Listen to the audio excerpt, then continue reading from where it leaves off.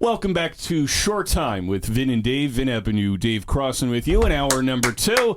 And it's time for that financial wake-up call, enlivening of the mind and soul. And Dave, you know, just like John Denver, whose song became very popular in the last 5-10 years or so, Country Road, Take Me Home. Before that, but yes, of course. It kind of had this renaissance of late. Yes. But Take Me Home. The soothing sounds of John Denver, okay. Now the soothing sounds of David Crossan. Yeah, okay. Take Me Home, Financial Road.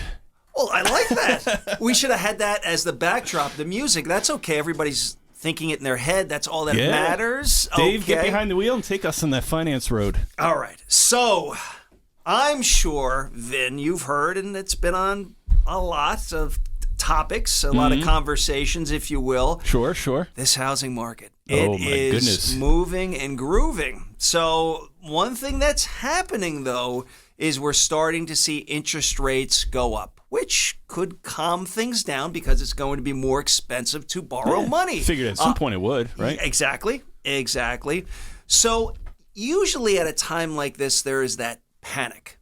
And when I say panic, people who have mortgages are like, oh no, should I refinance? Is this the right time to do it? And if I don't do it, I may miss out. Rates may go much higher. Sure. So this is what I'd like to do. All right. When it comes to refinancing, there can be some opportunities to do it if it makes sense. So what I wanted to talk about is different times when it could make sense. And again, this is very important. So when you're discussing this with your mortgage representative at whatever financial institution you decide to look at refinancing, certain things to consider. To me, this is the big one. Take a good look at or try to imagine how long you're going to be in the home. Now, you may be like, well, David, I'm going to be here, the next 10, 20 years. Well, okay. Yeah, sure. Probably would make sense. But if somebody's like, David, I may be looking to relocate in the next year or two. My job may relocate me somewhere else. Something short term. Short term. Thank you. See, that's why I have you here. Then maybe it doesn't make sense. So what I tell people is, okay, look at your interest rate. Obviously, you're going to be speaking to your mortgage representative and have this conversation.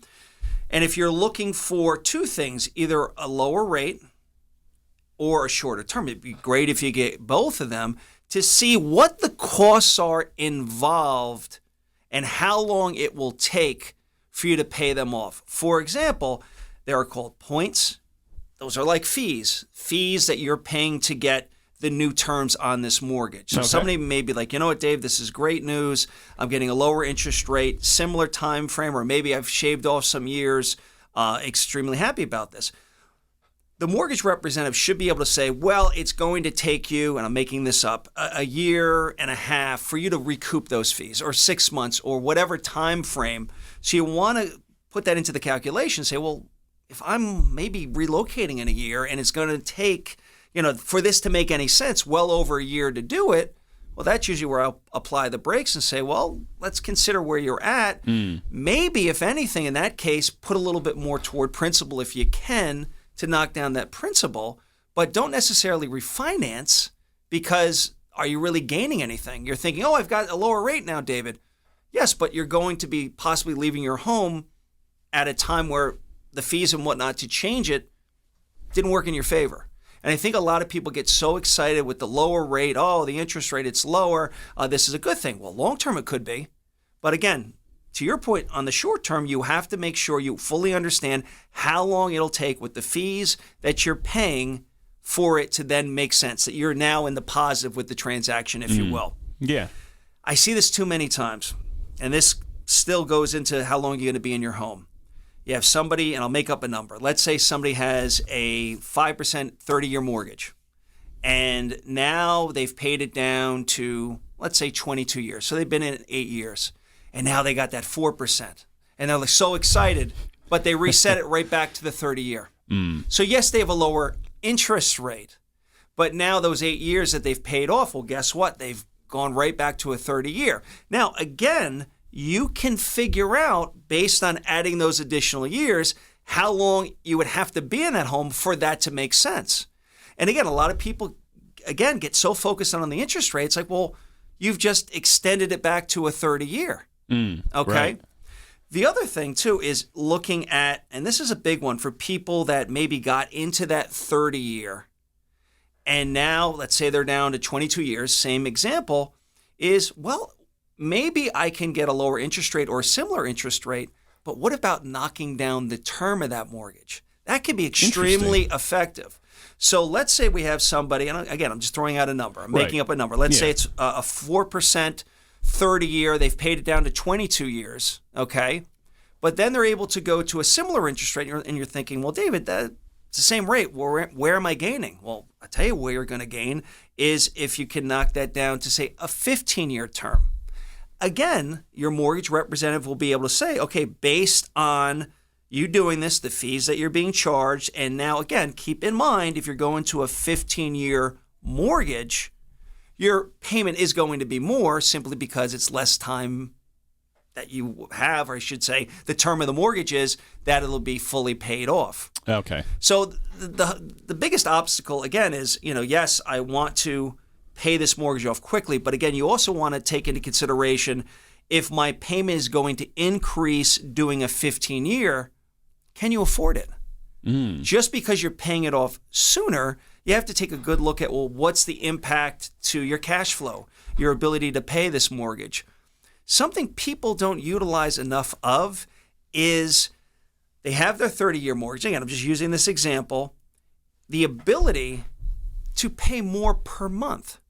Maybe refinancing isn't the way to go. Maybe you have a good interest rate, and yes, it's a 30-year, but maybe you have been in that mortgage for a good amount of time that paying extra each month, I look at it this way. If you can pay the equivalent of one extra payment per month, so it's like you're making 13 payments within 12, and you could do a little bit more each month to get there.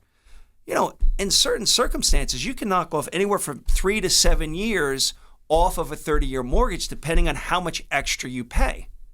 And in a lot of cases, rather than simply refinancing, going through that process, take a look at the possibility of simply adding more to the principal. And it's very easy to do, especially if you're online. You go online and here's your normal payment, and then it says, okay, additional principal. If you can afford it, even Vin, if it's an extra $50, put it toward the principal. Again, if you're able to somehow make it so it's like you're making an extra payment, you can knock off anywhere from 3 to 7 years on a 30-year mortgage. That's significant. Yeah, and guess what? Bad. You didn't refinance, and you didn't have to go along with the fees associated with it. So where am I going with this, Vin? I have no idea, as I would normally say. I was waiting for it. There you go. Number one, and I'm just going to go over this again, try to figure out or have an estimate, if you will, of how long you're actually going to be in the home. I mean, if this is the forever home, you're going to be there, 10, 15, 20 years. Well, yeah, this is a time you take a good look at what is your current interest rate, how many years have you paid off on your mortgage. Let's say you started with the 30, possibility of moving to a 15-year. Again, we're going to make that term shorter. That payment's going to go higher, so you want to make sure that you can afford it. And that's a big thing there. Again, I love saving money, but if you can't afford it and then you find yourself depleting that emergency fund and then you're running up credit card debt or different things, we know those credit cards, Vin, 25, 30%, not going to happen. So we don't want to do that. Take a good look at that, and it's an eye-opener. Again, I'm a very visual person. As I'm talking to you right now, I'm writing things down, and I have to. But if you actually break it down, looking at it, and I don't want people to panic because I get a lot of phone calls, different clients, are saying, hey, I see the rates going up. Should I do this? Should I do that? Especially if they have an adjustable mortgage that they have to make some decisions, is take a good look at the different scenarios. Number one, what you currently have, maybe adding a little bit more principal. Number two, if you're going to do it, make sure it makes sense.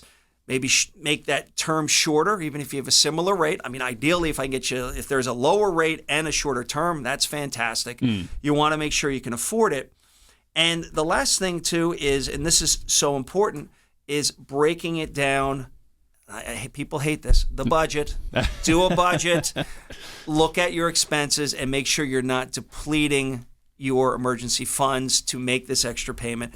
The simplest way to do it if you're not going to refinance, or you're just not sure how long you'll be in the home, pay a little bit more per month into the principal. That will shorten the overall duration of that mortgage, and that's that. Makes sense. Again, there we go, on the financial road. And you know what? And I'm not a mortgage representative. Right. You're going to lean on an expert, but they can run these numbers. They can run different scenarios, whether you refinance for a 30-year, extending the term out, going down to a shorter term, let's say a 15-year, or simply adding more principal, I should say payments to the existing principal of the 30. They can run those numbers to tell you how long it would take for it to actually make sense to do. And we like things to make sense. Yes, we do. Dave, thanks for acting like John Denver this morning and taking us on the financial road home. I like that. Yeah, there we go. See, Okay. all sorts of metaphors flying through my brain. So we'll see. I'll get more creative. Well, for that you're next impressive week, at this too. early hour, so Yeah, well, you can do that. I like that. The wheels are I'm turning working upstairs. on that still. Well, people can reach the show, shorttimeatTownsquaremedia.com. Where could they reach you at Shoreline Wealth Management, Dave? Well, I appreciate that. There we go. Phone call could be at this number, 732-902-7880. You know what? Sometimes I want to give my cell phone. I'm thinking, I'm looking, I'm like, all right, wait a minute. That's the correct number. And of course, go to the website, shorelinewealth.com. There it is. There it is. There it is. We got a. That's all she wrote. That's all Dave wrote. For the wake-up call. Uh-huh. Well, we're gonna hop in the car again here for our next conversation on the road to wellness, Yes. well-being. Alyssa Nico coming up next with Rising Roots Counseling and Wellness, social worker, here to guide us. Give us some good life tips, some good life advice for how we could manage through some of the stressful times and some of the good times. So Very important. Alyssa Nico Looking forward will to be it. joining us next. More Short Time with Vin, Dave, and Alyssa coming up. Securities and advisory services offered through LPL Financial, a registered investment advisor, member FINRA SIPC. Whether you are in the early stages of investing, getting ready to retire, or planning your estate, you need a financial planner who will guide you on a clear path with honesty and transparency. Shoreline Wealth Management provides clarity through the complexity. Shoreline's system is straightforward. They will understand your financial circumstances, identify goals, analyze current plans, and customize a path to position you to reach your goals. Shoreline Wealth Management is your financial anchor. Visit shorelinewealth.com for more information today. Shorelinewealth.com. Securities offered through LPL Financial, member FINRA SIPC. Welcome back to Short Time with Vin and Dave. Vin Avenue, Dave Crossan with you here in hour number 2 on Easter Sunday.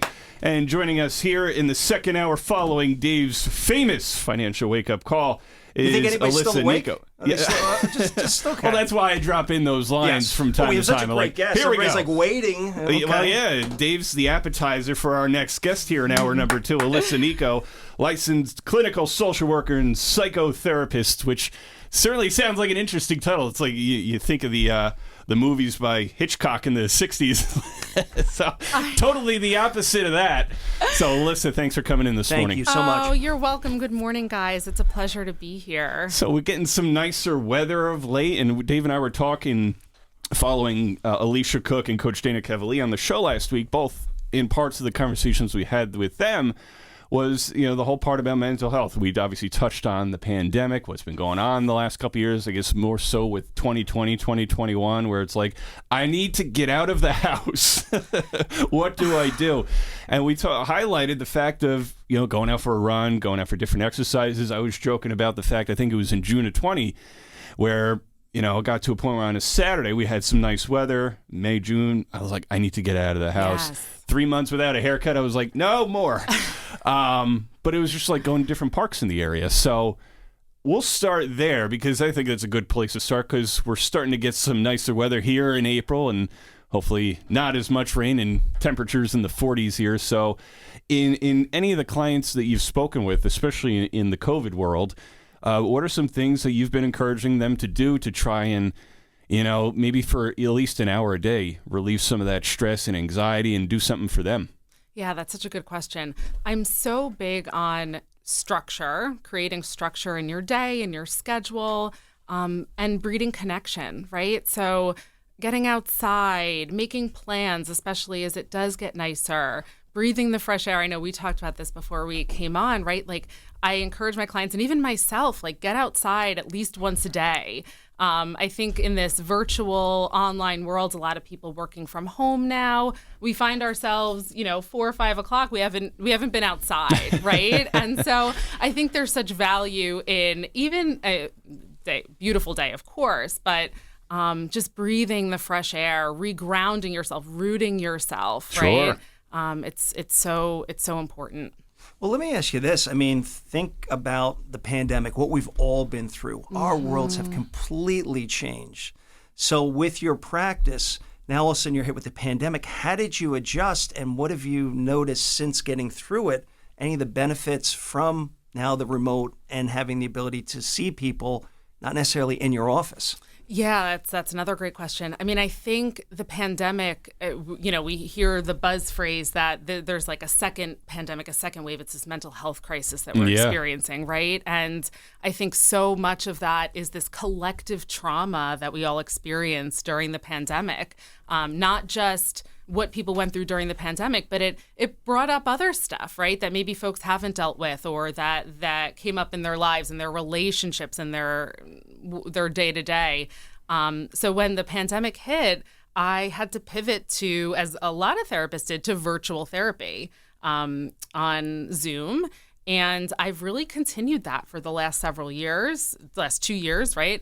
And find that a lot of folks like it. They like the accessibility of it. They like the flexibility of it. Whereas you'd have to carve out, say, for a 50-minute therapy session, another hour for travel. People get to just flip open their computers and log on.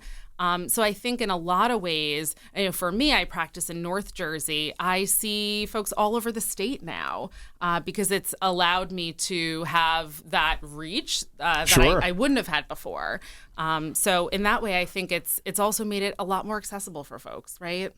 Well, that's a good point, because if you think about with travel, people would say, I have that appointment, and you probably saw a lot of people maybe later in the day, they were working and they would have to travel. Now people can maybe fit it in during their workday because of this ability to do it remote from a different location. Yeah, that's exactly right. I think my day used to go more towards 7 or 8 o'clock at night. Because, wow. Yeah, well, people would come after work. They'd need an after work appointment, that's a good point. right? Sure. They're in an office all day. Now they can, especially working from home, you can kind of shut your camera off and log on to a therapy session, right, for 50 minutes in the middle of your day. I know. It's definitely, it's changed the face of therapy. I think in a lot of ways for the better, giving people more options and more opportunities to connect. We're talking with Alyssa Nico this morning, licensed clinical social worker, psychotherapist, and owner of Rising Roots Counseling and Wellness. So when people come home from the workday, I mean, you figure they work,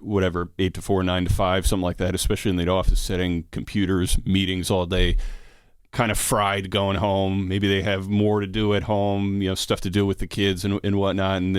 But some people need that time to just kind of unwind in a way. Yes. So for people coming home and talking to you either after work or just some other advice that I'd like to ask you to give them as well. So people coming home, how do they kind of find that peace and quiet or ways to enjoy their evening while trying to not think too much about any stress that they had during the workday? Yeah, and I think that piece, I think you hit the nail on the head, that it got harder in the pandemic because people were working from home, and I can relate to this, and didn't have a separation, right, from their home life to their work life to their fun life. Yeah. There was it all happened in a central location at home. Yes, That's and so true. Very good point. I think creating the space and the time to build in some kind of self-care practice, whether it's getting outside, whether it's going to the gym, physical fitness, something that kind of allows you to turn off one role and then be able to turn on another. I think one of the exercises that I give all my clients and I practice myself is just deep breathing, right? Like that is just such it's free, right? We all have access to it. No we all charge have, as of yet. Especially in the age of rising gas prices, you can breathe for free. That's good. Yeah, it is good. Though maybe there's a market in charging people for that, but I'll have to think about that. No, I think like anchoring yourself to your breath, right? So like I encourage people to do like breathe in for 3, hold for 3, out for 3. I'm actually doing it right now as you're talking here. Okay. Breathe in, Dave. Breathe in. Yeah. Okay. And I think it allows us to land in our bodies and land in, like, regulate our nervous system. Sure. And be able to tackle the next stressor or the next role that we have to play. Bring it on. The next mask we have to put on. How often do you advise somebody do that during the course of the day? Is it when they feel the stress? Or, Yeah, that's a good question. When is that like, oh my goodness, I got to do this or that? Yeah, I think whatever feels good for you, right? Like, I think is that a lame answer? But no, it's a good answer. No. I mean, I didn't know it was something you should be doing no matter what, or it's like that one event type of. I think what happens is when we get so stressed, we get overwhelmed, we get anxious, we lose our breath. So if we do wait until that happens, it's a little harder to access it. So I think if we do create space in the day, like say to yourself, in the morning, in the afternoon, in the evening, I'm going to practice some breathing, or I'm going to anchor myself into my body. That's helpful, right? Because it's almost like you're scheduling it. But I think, it's a great tool to have when you are feeling stressed or anxious. What are some, and I want to continue along those lines, whether either it's the breathing mechanism or something else. You're in an office all day, somebody, you have a deadline coming up for a project, you just get out of a meeting, there's an email, a phone call, people kind of going in, there's a lot going on at the office, and people sometimes don't have time or don't take the time out to have lunch, let alone, take a breath. And it just, I think, becomes overwhelming for so many people. So what are some ways, either breathing or otherwise, that they can get up? And also along those lines, we've heard doctors and specialists talk about sedentary with, people, hurting their back or getting hurt because they're sitting in a chair all day. But what are some ways also to kind of de-stress and get that mental breath, or those 2 minutes out, even when you think you have absolutely no time, to try and, okay, I got time. Here's how I can muddle on through this. I know it's been a tough day, but here's what I do. I think making it a priority and putting it in your schedule like you would a work meeting or some other commitment that you have. It's a commitment to yourself. And also investing that time, it has a big ROI, right? Like the 2 minutes you put in to walk outside or call a friend or, just say hi to your kids while you're working at home really can kind of help reset you for the day and help reground you. Yeah. No, I was actually just going to jump in with that. Just talking about what's going on, the experience now that a lot of us were working remote, I wanted to go back a little bit about relationships and that impact, because you think about the workplace, people would go to work, then they would come back. Yes. So there was, they I hate had to the say it, separation. there was a break. There was a break. People would focus in on their work and do whatever they're doing. Right. And now all of a sudden they're working right next to this person, and then afterwards they're with that person all the time. Yes. What was that impact? Because, that's a different situation entirely. It is. Or interaction, I should say. Yeah, well, I definitely have seen an uptick in couples seeking counseling. Okay. I think that is, and that's been, I speak to colleagues across the board. I think, it not necessarily a bad way that people's relationships are falling apart, but it highlights for you, like, all right, maybe we need to communicate better in this area, right? Sure. We're spending so much time together and you're wearing so many hats under the same roof, right? So many folks with kids ended up being teachers. They ended up being, right? They had to work their job. They had to also fulfill all the roles really at the same time. And that being mom and dad. Yes, exactly. And that takes a toll, right? And I think to your first point, Dave, we are hardwired biologically for connection. So I think the pandemic took that away from us in a lot of ways, right? Like, especially, I mean, imagine people who live alone, who don't have a great sense of community necessarily. I mean, there were, I imagine, times where people went a long time without a hug, without seeing in the people, pandemic, right? Yeah, and I think we made the best of it, right? We utilized, like, I'm sure Zoom happy hours and like really creating like some way to connect with people. Sure. But we thrive on connection. So I think it's really, like, for me, a huge takeaway is as we kind of start to come out of this, for people to really reconnect and re-engage with people in their lives that make them feel good. Alyssa, Dave and I have to go to a break. Can you hang with us a little bit longer? Yeah, I sure can. Awesome. She's going to come back. Yeah, That's good. We didn't know. this is only the beginning of the fun here in hour 2.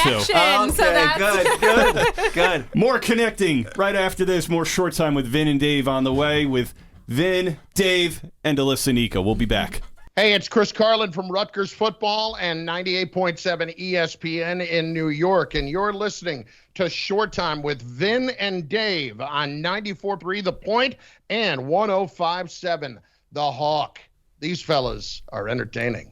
Whether you are in the early stages of investing, getting ready to retire, or planning your estate, you need a financial planner who will guide you on a clear path with honesty and transparency. Shoreline Wealth Management provides clarity through the complexity. Shoreline's system is straightforward. They will understand your financial circumstances, identify goals, analyze current plans, and customize a path to position you to reach your goals. Shoreline Wealth Management is your financial anchor. Visit shorelinewealth.com for more information today. Shorelinewealth.com. Securities offered through LPL Financial, member FINRA SIPC. Welcome back to Short Time with Vin and Dave. Vin Ebenu, Dave Crossan with you. And with us here in hour number 2 is Alyssa Nico, licensed clinical social worker, psychotherapist, and founder and owner of Rising Roots Counseling and Wellness. And Dave, I know you're eager to get things going here in segment look 2. at the notes. By the way, I think you're very impressed that I write Dave takes a lot of everything down. notes. I'm very, very impressed. Okay. I feel a connection here. I love it. There we go. It's important. You know what? To me, I'm just, I'd rather write it down, or as we're having the conversation, different thoughts. I mean, obviously nobody can read it, so that's good. So something I'm thinking about as we're having this conversation, all of the different benefits, especially during the pandemic, that you were able to speak with your clients. People could connect. We had those virtual happy hours, which got us through this.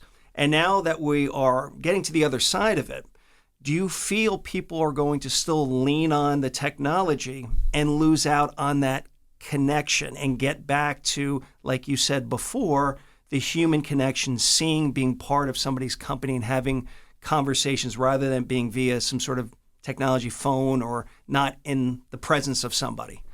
Absolutely. I think that it has, whereas it was so difficult to adjust in the beginning, it's almost becoming difficult to readjust to what was before, right? So I think it's created the flexibility and the ease, but I do think it does breed disconnection again in some way. And I think that really encouraging folks to lean into some just in-person connection, right? It's interesting. I thought that once I started to return to the office, everybody would want to come back in person. Sure. But Freedom. that wasn't the case. Yeah. I think people really enjoyed the flexibility, flexibility, I guess, of being virtual. Where you can still get done what you need to get done, but the you convenience part of it, I Yeah, guess. the convenience. Less time on the road. And I think it became comfortable. Sure. And I think the further we get from the beginning of the pandemic, it's so hard to believe that was 2 years ago. Yeah, it's unbelievable. Where has time gone? It's bizarre. I think we forget how much we crave. It's like we lost 2 that. years in a lot of ways. It's like an episode of The Twilight Zone. I know. Yeah, it's like learning how to walk again in some way, right? Like learning how to re-engage, learning how to reconnect. And I think that it's so important. It's so vital. Well, you said something. The productivity, the fact that, like, let's say I was going into the city, I don't have that hour and a half commute. So there's 3 hours Now you can multitask I get at home. back, which is a big benefit. And I think for a lot of people that I speak to, they almost want kind of like that hybrid model where, yes, maybe I go into the office a couple days a week to have that interaction, but maybe the ability to work remote other days to be more productive so they don't have those long commutes. Sure. Which I think is great. One thing I Right. wanted to bring up, too, while we're talking about this with human interaction, what do you think the impact for younger kids? Like here, they're getting used to, the masks are coming off, but there was that period of time when they're young that they've experienced this. What do you think that's going to be like, or what have you seen or noticed or parents have said regarding this? I think there's two sides to that coin. One, I think, is that's so sad, right? That became the norm for so many children. Yeah. And I think that where we see a lot of mental health challenges right now are in younger kids who, you think about it, 2 years, if a kid was 5 when this started, right? Like now they're in 2nd grade, 3rd grade, and they don't remember what it was like really to be in person. So it's like learning all this again. The other side of that coin, I will say, is that kids are very resilient by nature. Okay.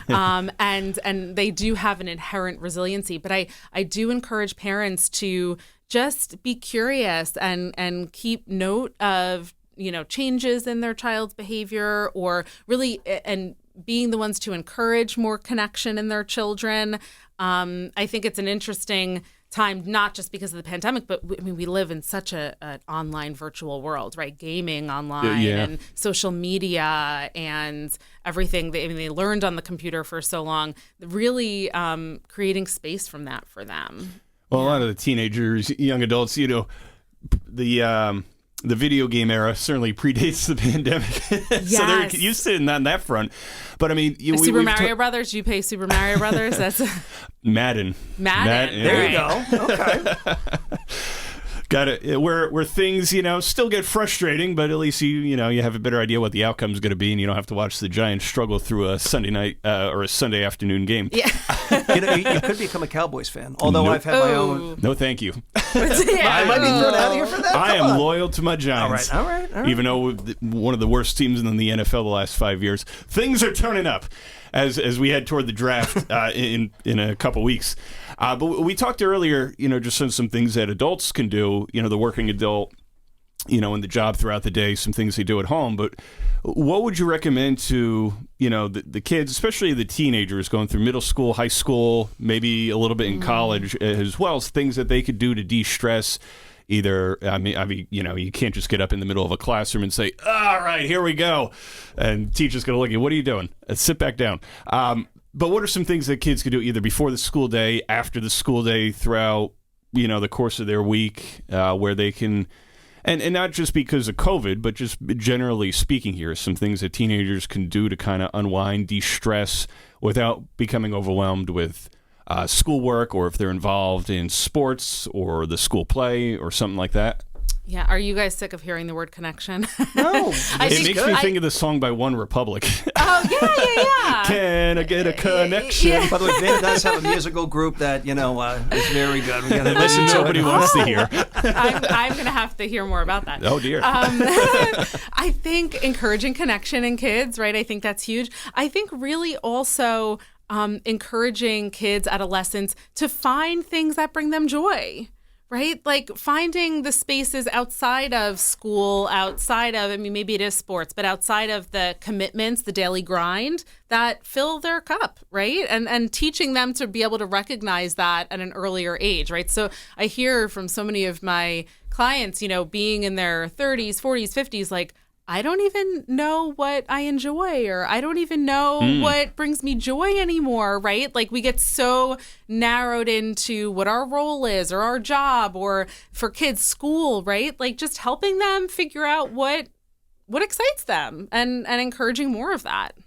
Let me ask you this, with what we're talking about with therapy, are there more men now going to therapy? I'm older than y'all, and I am newly into the 30s. No, and for maybe men are a lot more comfortable going to therapy, especially with what we've dealt with the pandemic, different things that's stressing them out, that they are now more willing to open up. Are you finding more men are coming to you for therapy? Excuse me. Yeah, I am, and I really hope that some of the takeaway from this too is destigmatizing what therapy is, right? Yeah, right. Yeah. Yeah. I Yeah. mean, therapy, I like to tell people, is really just having a safe space to feel less alone and have the opportunity to be your best self, or to become your best self, or Sure. get back to your best self, right? And that doesn't know gender, it doesn't know race, it doesn't know really anything. That's Yeah, a human no experience, face to right? it. Yeah. Yeah. And so I think for men, I think men had a probably, you brought up the point of like leaving on the train to go to work and then coming back. Men were like so immersed in the pandemic and being home and Right. seeing firsthand of what parenting responsibilities look like. Not all men. I don't want to. I don't want to stigmatize I that. think But that is such a good point, because I think with the pandemic, as awful as it was, now different people, like we're talking about with men, are realizing, hey, I may need some help. I may need to talk something out. And I think that's Yes. healthy now that this is happening.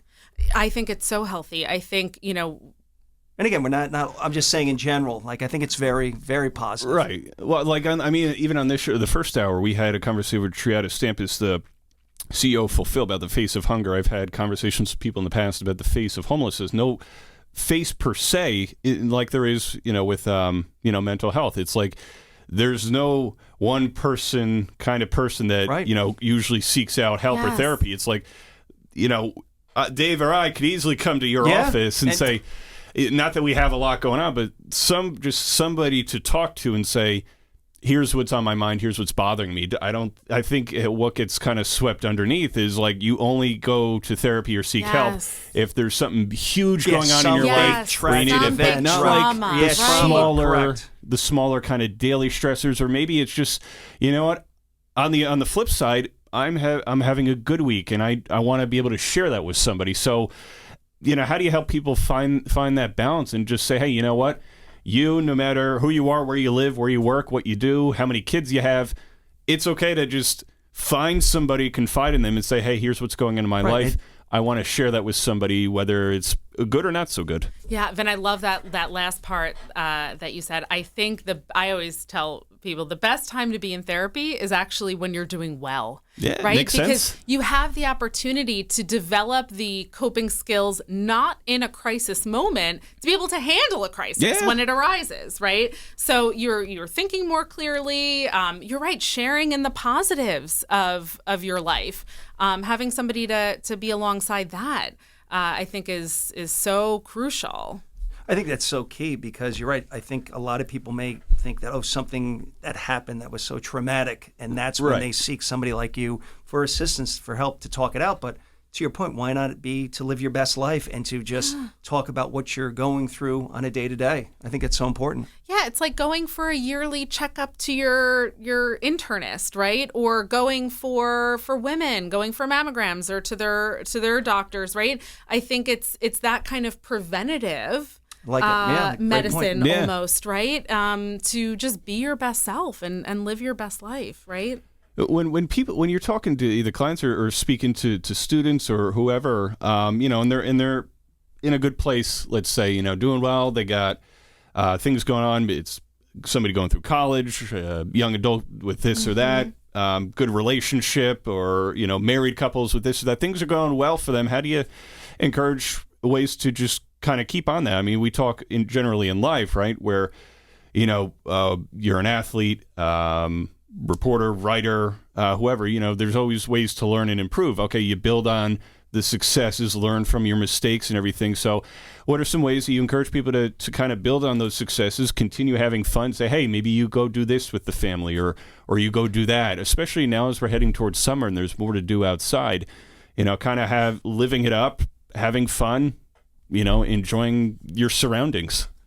Yeah, I think really I encourage my clients and really anybody to think about what feeling do you want to have, right? Do you want to feel joy? Do you want to feel happiness? And what experiences have you had that you felt that way, right? And so let's build on more of those experiences. I think positive begets positive, right? Sure. So really thinking okay, when I spent that afternoon with my family, I felt really good. I felt joyful. I felt content. Okay, what are other things in my life that bring on those feelings as well? and engaging in those kinds of activities or things. Yeah, I mean, listen, when I work with a trainer twice a week. I work at a home too, but you know what? It's something too. Like when I leave a workout, and a lot of other people feel like this too. You spend 1 hour working out, lifting, doing some cardio, and after I leave, I even tell the trainer, I said, I feel pretty good right now. I said, I feel better than I did physically, yeah, but mentally too. It's like I feel pretty good. I feel confident. I feel like I can go conquer the world right now. So I mean, do you encourage people to just kind of get involved in any kind of physical activity along those lines as well? Yeah, I mean, I personally am a big believer in physical activity. Fitness is a big part of my own life in terms of providing just mental health wellness, right? To your point, you leave, you feel confident, you feel inspired, you feel good, right? Yeah. You never go to the gym and you're like, oh, I wish I hadn't worked out. You always leave like, yeah, but one thing I read about, and it's funny we're talking about the gym, one thing I read about exercising, and I'm going to make an analogy to other positive things in our life or other things that we're maybe avoiding or don't feel motivated to do, is like, give yourself 5 minutes. Do it for 5 minutes. And if after the 5 minutes you're not into it, abort mission, right? But most often, I'd say probably upward of 90% of the time, getting there is the hardest part, right? And this goes for the gym, this goes for other things in our life too. Once we hit that 5 minute mark, it's like, all right, you know what? This actually feels good and I want to continue doing this. Yeah. And to follow up on that, because I think some people, sort of self-conscious about either, how they look. I mean, me, I have fitness goals. I want to be, build up endurance, build up some strength, get big muscles. But, some people have weight loss goals. Some people want to build up, muscle, maybe not necessarily like the guys that are lifting trucks on ESPN on the world's heaviest man competitions. But that's not going to be you. No. I'm kind of thinking this is the direction you're going here. Come on. Kind of where like pulling a pickup truck or something like that. I'm like, here we go. Well, I mean, I don't know. That'll have that kind of muscle tone at any point. But it kind of like, it's like people get caught up in, what other people look like, especially in the age of social media. Right. So I mean, how would you encourage people to kind of be the healthiest versions of themselves? Good diet, good exercise program where they're kind of doing something and being patient with the process. I mean, that's what my trainer tells me all the time. He's like, Vin, be patient. He's like, you'll get there. He's like, just take solace in the small victories there. So how can people do that? Either seeking out those kind of health and fitness goals. Yeah, so I think a big part, we see this a lot with fitness, but I think this is really across the board, really changing have-to goals to want-to goals, right? So if we say to ourselves, I have to lose 5 pounds, right? Do we, I think as humans, we don't really want to do things we're told to do or we feel we have to do, right? That's like the rebellious side of us, right? But I think if we can create that space of like, well, I want to be able to keep up with my kids on the playground. I want to fit into that pair of jeans that I love. It's really kind of shifting the mindset. Instead of I have to do this, finding those spaces that really elicit that want in you, right? Yeah. So let's take this conversation and talk about with mental health. Is it a similar approach? Somebody comes to you, maybe they have a couple problems, different things that they're working on.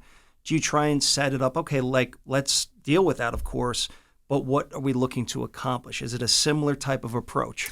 Absolutely. I mean, most often people come to therapy because they don't feel great, right? So I always ask my clients, like, how do you want to feel? What does that life look like for you? What does being your best self look like? And then it's almost like taking a backwards approach to that. Like, okay, how can we get there, right? Like, what steps can we take to get you there?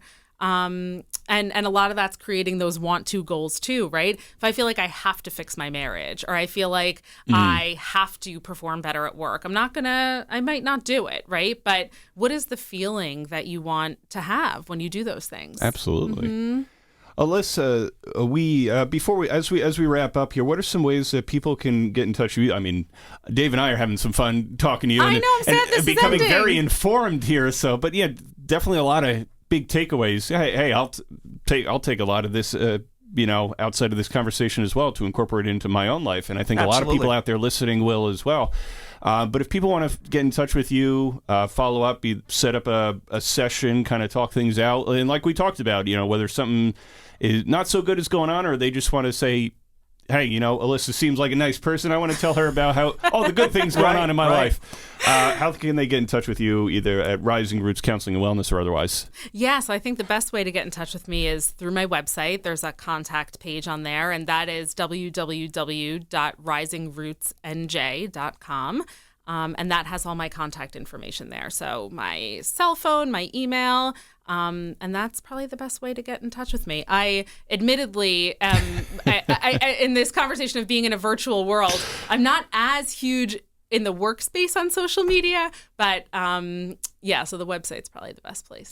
Yeah. And the great thing about it, because you're in Morris County, in Chatham, but the beauty is, you can. Somebody could be in Cape May and obviously have communication with you virtually, which is nice. Alyssa has the ability to teleport. You can be all over the state, which is great. And that's the one huge benefit of this, right? Especially if you are looking for someone with a specialty or something that you feel a connection to that person. Sure. At least you have that opportunity. You have that option. Yeah. Awesome. Well, really appreciate this. Thank you for coming in here this morning. This has been great. We feel that connection. I'm telling you, Vin and I look at these notes. So many notes. Dave takes a lot of notes. I take them all in my head.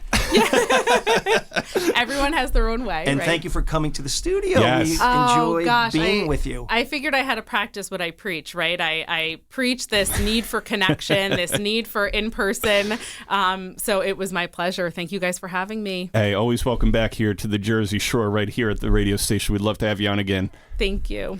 That is Alyssa Nico, licensed clinical social worker, psychotherapist, and the founder and owner of Rising Roots Counseling and Wellness. More Short Time with Vin and Dave next as we wrap up the show. Hi, this is high performance executive coach Dana Cavalier and former director of strength and conditioning for the New York Yankees. And you're listening to Short Time with Vin and Dave on 94.3 The Point and 105.7 The Hawk. It's always great to hang with champions, and these two guys are champions. Let's face it, investment concepts and financial planning can be very intimidating and confusing. Shoreline Wealth Management addresses that feeling head on. Their goal is to educate you while offering financial advice without buzzwords and jargon. Shoreline includes you in the process and makes you comfortable every step of the way. Shoreline Wealth Management is your financial anchor. Visit shorelinewealth.com for more information and start your financial journey with comfort and security today. Shoreline Wealth Management, with offices in Manchester and Manahawkin. Securities offered through LPL Financial, member FINRA, SIPC. Welcome back to Short Time with Vin and Dave. Vin Ebenu, Dave Crossan with you at the end of our Easter Sunday edition of Short Time with Vin and Dave. And Dave, what a great show! Great show as always. We always do well. We had another couple great guests on this morning, and kind of had all the feels, all the emotions, starting with Triada Stampis, the CEO of Fulfill, formerly the Food Bank of Monmouth and Ocean Counties. And all the great work that's being done. We talked about the face or non-face of hunger, and just so many people in our Ocean and Monmouth County communities. And it's like that's why I brought up the Oliver Twist line, because you think, oh, well, somebody's hungry, they must be poor and destitute. But I mean, you or I, if we dressed, threw on a sweatshirt and sweats or whatever and walked in, maybe people see us as hungry. It's like people who maybe even people, your friends, your neighbors, people who you work with, they could be struggling on hard times and looking for food. And think of it this way too: it doesn't necessarily mean somebody has lost a job. Right. I mean, times are challenging. Yeah. We talked about inflation. We talked about fuel costs of anything are through the roof. It's making it hard, especially, families, parents with kids, how many mouths do you have to feed at home? So do what you can. You don't have to reach out today or tomorrow, but think about it. And if you can help out Fulfill, either with a monetary donation of your time as a volunteer, donating cans of food.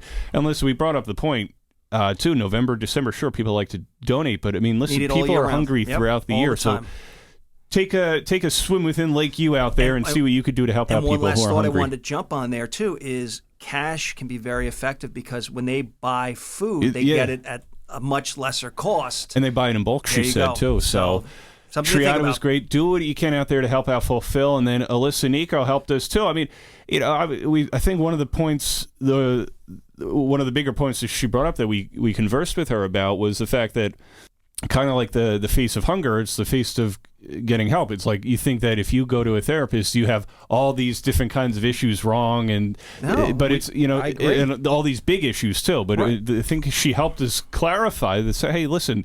Even the minor day-to-day kind of stressors or things that are bothering you on your mind, it could be small scale stuff. Adults, young adults, even teenagers. And then we also talked about the good stuff, because, there's good stuff going on in our daily lives, right? And we want to be able to share the good news with people. So physically you're out there, you're working out, but also where is the mental health aspect of that? You could be working out physically in good shape, but if there's other issues that you need to deal with for proper mental health, it should be a proper balance. And I think that was my biggest takeaway from the conversation. And one thing we talked about with her as well, that we talked about with Coach Cavalier and Alicia Cook last week, is just, how good you feel after working out. You don't have to go to the gym and lift 300 pounds. Right. You go out for a half hour, go for a run. Or Coach Cavalier says on a Sunday, after your 6 days of working out, go to your favorite park, and go for a walk. Alyssa had a great point where she said, do something for 5 minutes. Yeah. And then go from there. Yeah. Just take a step in the right direction. And for most of us, like working out, we get going with it and we continue with it.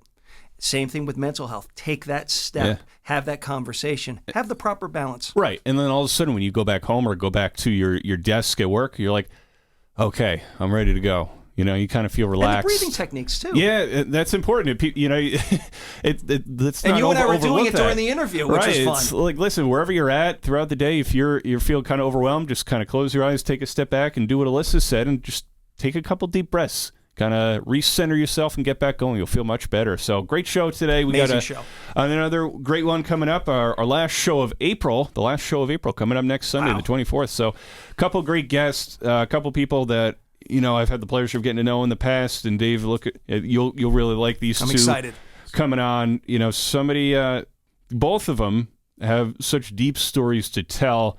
And I can tell you want to mention who it is, and I love that we wait till Wednesday to reveal it. But you know what? Both are able to help so many people now because of their past. There you go. And I'm not saying it's a good past or a not so good past, but I'm saying because of things that they have done or are doing, they're able to help out so many people in Ocean County and Monmouth County. So looking forward to that. When you're right, you're right. There we go. So, Dave, I'm going to go home and eat a ton of Cadbury eggs and Easter bunnies and jelly beans and everything, and then I'll, call the doctor in the morning about all the issues of eating all that candy. All good. Had a great time, and what a fun show, and two amazing guests. Absolutely. Dave, have a great Sunday, a great Easter. Stay well. Happy Easter to all of you out there, and have a great day ahead and a great week ahead. More Short Time with Vin and Dave a week from now. We're out. Good things. Hi, this is Christy Pierce-Rampone, former U.S. women's soccer team captain, Olympic gold medalist, World Cup champion, and Point Borough High School alum.